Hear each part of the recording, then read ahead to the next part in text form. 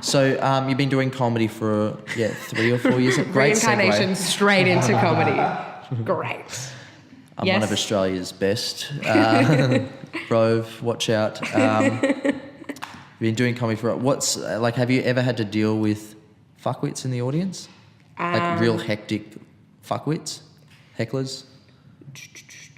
Yeah, like I've had like a couple of like weird gigs where they're not necessarily like heckling me or like my set, but like I've just been in a position where I'm like, this is hectic. Like I did a sailing club in Newcastle, I think. Yeah. And or outside of Newcastle. Gosford maybe? Anyway, when I was still in Sydney. And there was a dude in the audience it was like an RSL essentially, and he was there to just like chill with his mates. And then this comedy thing just like started happening. So it was free comedy night. Free comedy, and it was like Mother's Day special, and it was like everything's great, and then all of these people came in to watch the comedy, and we're there and we start doing the show, and these guys are like, well, no, because we're here to have dinner and chill out. So they kept talking at like their normal volume, and the room runner was like, hey guys, like, can you just keep it down? Like, there's a free comedy night, like, you know, and turned into like a proper brawl. Like while we were on stage, you could hear them like fight, like him being like, I will fuck you up, like meet me in the car park, blah, blah, blah. And then literally he waited in the car park for us to come out. The police had to come. It was crazy, but it wasn't like my set. That happens often for me. I'm not kidding. No, like, I didn't think you were kidding. People like waiting car parks for me. Why? Because there's something, for me it's great, but there's something amazing about sucking someone in with some vulgar humour and then, them yelling out and thinking that they're smarter than you, and then it sort of clicks to them when they do that, and then you heckle back at them. Yeah.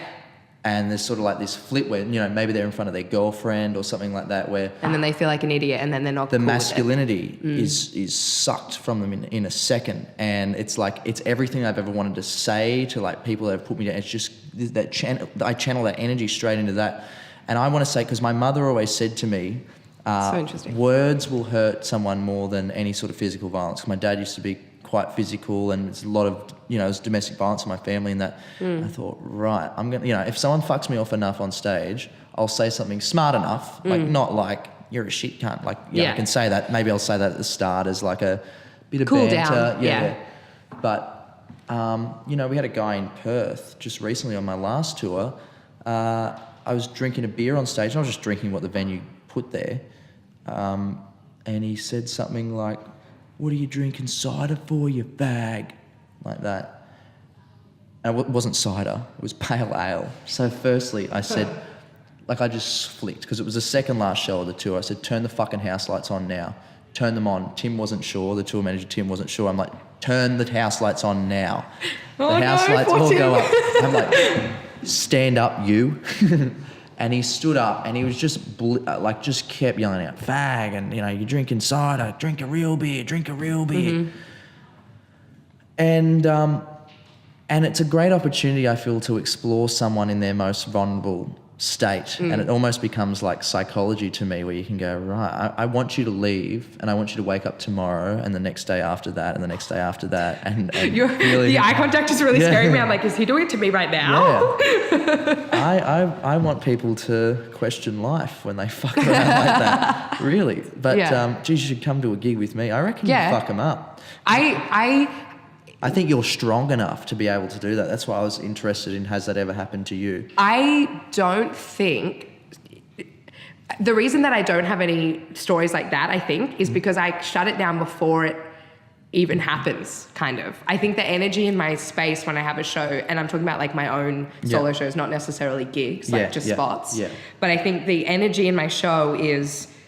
Give me something. Give me some stuff. We'll have an exchange, and I open the floor up to have people come and say stuff to me, right? Yeah. Which means I think they're less inclined to do it haphazardly as like a heckle, and they're more inclined to just get involved as the show allows. I definitely do that, but my problem is that some people just get too drunk and they don't know where to draw that line between this is appropriate, banter. Their filter is lost once they get drunk enough. It's amazing though. It's amazing how people just go like that.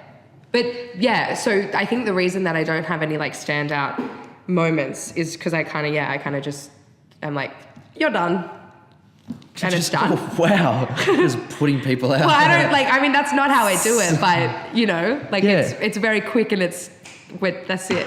Do you think you perform under that pressure? If you have someone that you do like it? I love it as well. Yeah, same. I like it. It seems like challenging, but I think because the sort of like the feel that I give my shows, it kind of doesn't feel like... It doesn't lend itself to that. No, and it's never really overly like aggressive, but there is, you know, there have been moments where there's like an exchange and I'm like, all right, done, you know, and moving on. Move on, yeah. But the energy in the room is never like that. It's never like, you're a piece of shit. Yeah. It's like, they'll say something and I'll be like, incorrect. Yeah.